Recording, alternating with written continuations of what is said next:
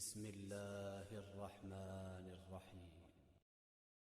لیکن جو اس پہ راضی رہنے کا فن سیکھ جاتا ہے تو وہی باکمال شخص ہوتا ہے، اور اسے ہی طمانیت کی زندگی ملتی ہے، اور اسے ہی قرار کا سودا نصیب ہوتا ہے۔ شاہ جہاں راوی کے کنارے ٹہل رہا تھا تو اس نے دیکھا کہ وہاں ایک فقیر ریت پہ سویا ہے، تو اس نے اس کو کہا کہ بابا زندگی کیسی گزر رہی ہے؟ اس نے دیکھا اور مسکراتے ہوئے کہا کچھ تو تیرے جیسی گزر رہی ہے، کچھ تیرے سے بہتر بھی گزر رہی ہے۔ تو بادشاہ کو بڑی حیرت ہوئی، اس نے سمجھا یہ مجھے پہچانا نہیں۔ فقیر کو کیا پتا شہنشاہ کیا ہوتا ہے۔ اس نے کہا تم مجھے پہچانا نہیں؟ کہا تم شاہ جہاں ہو نا، بر صغیر کے بادشاہ ہی ہو نا؟ کہا ہاں ہاں، تو پھر تم نے کیسے کہہ دیا کہ کچھ تیرے جیسی کچھ تیرے سے بہتر؟ میرے جیسی زندگی کا تصور نہیں ہو سکتا، اور تم بہتر کی بات کر رہے ہو۔ محلات کی زندگی دیکھی ہے تم نے؟ شاہی خدمت گزاروں کے رنگ دیکھے ہیں؟ آبنوسی جو ہے وہ پنکھیوں پر خادماؤں کے انداز دیکھے ہیں؟ تمہیں کیا پتا کہ شاہی زندگی کیسے ہوتی ہے؟ کہا بادشاہ جب رات پڑتی ہے اور تو مخملی اور خوبصورت بستروں پہ سوتا ہے، پھولوں کی لگی ہوئی سیج پہ لیٹتا ہے، میں اس ریت پہ سو جاتا ہوں، اور جب نیند آ جاتی ہے تمہیں بھی خبر نہیں ہوتی کہاں پڑا ہوں، خبر مجھے بھی نہیں ہوتی۔ اس وقت میری اور تمہاری زندگی ایک جیسی گزر رہی ہوتی ہے۔ تو کہا میرے سے بہتر؟ کہا جب سحری کا وقت ہوتا ہے تم سو رہے ہوتے ہو، میں اٹھ کے اس سے لو لگا دیتا ہوں، یہ میرا وقت تیرے سے بہتر گزر رہا ہوتا ہے۔ تو جب انسان اس پہ راضی ہو جائے تو پھر اس کو زندگی گزارنے کا مزہ آتا ہے۔ بات لمبی نہ ہو تو سب سے قیمتی اثاثہ جو ہمیں دیا گیا ہے وہ ایمان ہے۔ اللہ تعالیٰ کا شکر ہے، ہم بڑے غریب ہوں گے، ہم میں سے بہت سارے لوگ مقروض بھی ہوں گے، بہت سارے لوگ ایسے ہوں گے جن کا ذاتی گھر نہیں ہوگا، کرائے پہ رہتے ہوں گے، بہت سارے لوگوں کے کندھوں پر بیٹیوں کی شادیوں کا بوجھ بھی پڑا ہوگا کہ اتنی بڑی ذمہ داریاں ہیں، میں نے ان کو نبھانا ہے۔ بہت سارے لوگ کاروباری پیچیدگیوں میں پھنسے ہوں گے، بہت سارے لوگ بیماریوں میں مبتلا ہوں گے، آپ میں سے بہت سارے لوگ مقدمات مشکلات میں بھی ہوں گے، دیگر دکھوں میں ہوں گے، اپنوں بیگانوں کی بے وفائیوں کے صدمے بھی ہوں گے، داغ بھی ہوں گے، بہت کچھ ہوگا۔ لیکن یہ ساری پریشانیاں ایک طرف، اس بات کا شکر ادا کیجئے اللہ نے ہمیں ایمان کا نور عطا فرمایا۔ ہمارے سینے ایمان کے نور سے خالی نہیں ہیں۔ میرے والد گرامی اللہ ان کی قبر پہ کروڑوں رحمتوں کا نزول کرے، ایک شعر جھوم کے پڑھا کرتے تھے، محمد جان جانا ہے، پیغمبر ہو تو ایسا ہو، رسولوں کی بشارت سے مبشر ہو تو ایسا ہو، امر توقیر کا سب کو موقر ہو تو ایسا ہو، کیا ہم کو غلام ان کا مقدر ہو تو ایسا ہو۔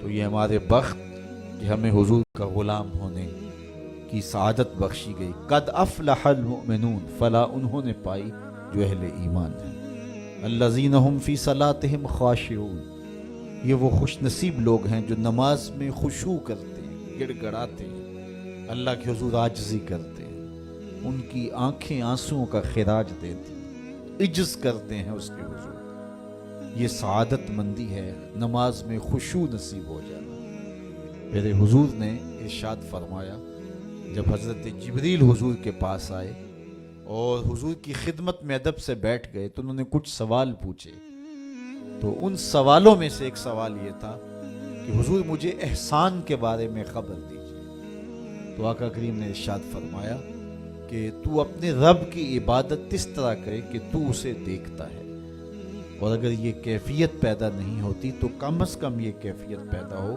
کہ وہ تمہیں دیکھ رہا ہے۔ تو جب یہ تصور ہوتا ہے کہ وہ ہمیں دیکھ رہا ہے تو پھر حرکات و سکانات مرتب ہو جاتے ہیں۔ ہم جاتے ہیں نا کسی جگہ پہ تو وہ کہتے ہیں جناب آپ لائیو جا رہے ہیں، تو پھر کپڑے سوار کے بیٹھ جاتے ہیں، اعضاء کا جو ہے وہ نظم قائم رکھتے ہیں کہ اتنے لوگ دیکھ رہے ہیں تو ہم اپنی حرکات و سکانات کو مرتب رکھیں، منظم رکھیں۔ تو جب لوگ دیکھ رہے ہیں تو حرکتیں منظم ہونی چاہیے، تو جب رب دیکھ رہا ہو تو پھر دل کی دھڑکن بھی بے ترتیب نہ ہونے پائے، پھر وسواس، خیالات، کیا کچھ جو انسان کی زندگی کو برباد کرتے ہیں ان سے کنارہ کشی ہو، اور اس تصور میں ڈوب جائے کہ میرا رب مجھے دیکھ رہا ہے۔ یار کسی کی ماں اس کو پیار سے دیکھ رہی ہو تو پھر وہ نشہ نہیں اترتا، باپ دیکھ رہا ہو پیار سے تو وہ اپنا رنگ ہوتا ہے، استاد شفقت سے دیکھ رہا ہو، مرشد دیکھ رہا ہو کسی کو تو پھر وہ نشہ نہیں جاتا، تو کیا تصور میں بندہ ڈوب جائے کہ میرا رب مجھے دیکھ رہا ہے۔ تو جب رب شفقت سے، محبت سے بندے کو دیکھ رہا ہے تو پھر اس کی نماز میں کیوں لذت پیدا نہیں ہوگی، کیوں سرور پیدا نہیں ہوگا، کیوں کیفیات کا جہاں آباد نہیں ہوگا۔ تو فرمایا کہ وہ پھر خشوع کرتے ہیں، گڑ گڑاتے ہیں، روتے ہیں، عجز و انکساری کرتے ہیں۔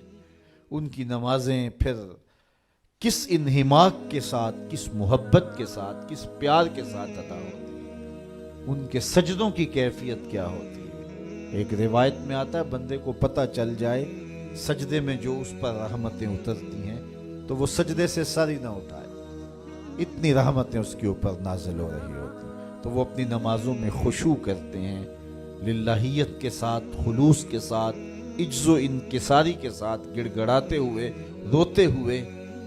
اللہ اکبر۔ حضور علیہ السلام جب نماز پڑھتے تھے تو ایسے لگتا تھا جس طرح حضور کے سینے میں ہنڈیاں پک رہی ہیں، اس طرح حضور علیہ السلام کا جو سینہ اطہر خوف خدا سے، خشیت الہی سے جو ہے وہ اس طرح حضور کے سینے کی کیفیت تھی، ہنڈیا کے ابلنے کی جس طرح آواز ہوتی ہے۔ اللہ اکبر۔ والذین هم عن اللغو معرضون۔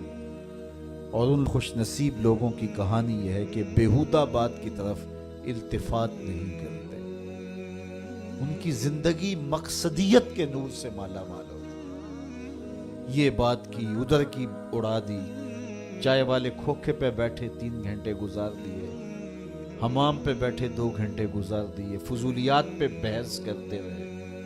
ان کی زندگی اتنی فضول ہوتی ہے کہ وہ بیہودہ کاموں پہ وقت لگا دیں۔ وقت تو سب سے قیمتی اثاثہ ہے، قیمتی اثاثہ، سب سے قیمتی کمائی۔ انسان یوں تو نہیں اڑاتا، تو سب سے قیمتی اثاثہ جو ہمیں دیا گیا وہ وقت۔ امام شافعی فرماتے ہیں میں نے فقیروں سے 2 باتیں ایسی سیکھی ہیں جنہوں نے مجھے بڑا نفع دیا، چونکہ جو اہل اللہ کی باتیں ہوتی ہیں وہ باتوں کی امام ہوتی ہیں، کیونکہ ان کے مشاہدات کا نچوڑ ہوتا ہے۔ حضرت امام احمد بن حنبل حضرت بشر حافی کے پیچھے دوڑتے تھے، تو کسی نے ان کو کہا کہ آپ اتنے بڑے عالم ہیں تو اس فقیر سے کیا تلاش کرتے ہیں؟ تو امام احمد بن حنبل فرمانے لگے کہ احمد بن حنبل جس رب کو مانتا ہے، بشر حافی اس رب کو جانتا بھی ہے، تو ان سے بڑی باتیں ملتی ہیں ہمیں۔ تو کہا فقیروں کی 2 باتوں نے مجھے بڑا ہی فائدہ دیا، ان میں سے ایک بات یہ، الوقت سیف قاطع، وقت کاٹ دینے والی تلوار ہے، اگر وقت کو تم نہیں کاٹو گے تو وقت تمہیں کاٹ دے گا۔ کہا اس بات نے مجھے بڑا نفع دیا اور میرا وقت بچایا، ورنہ ہمارا کتنا وقت برباد ہو جاتا ہے۔ کس نے کتنے سکور کیے جی، کس نے کتنے جو ہے وہ آؤٹ کیے، اور کون کس میچ میں کتنے جو ہے اس نے سکور بنائے، اس پہ میں نے دیکھا 2-2 گھنٹے لوگ بات کر لیتے ہیں۔ اتنا وقت لوگوں کے پاس ہوتا ہے، مقصد کیا ہے اس کا، مدعا کیا ہے؟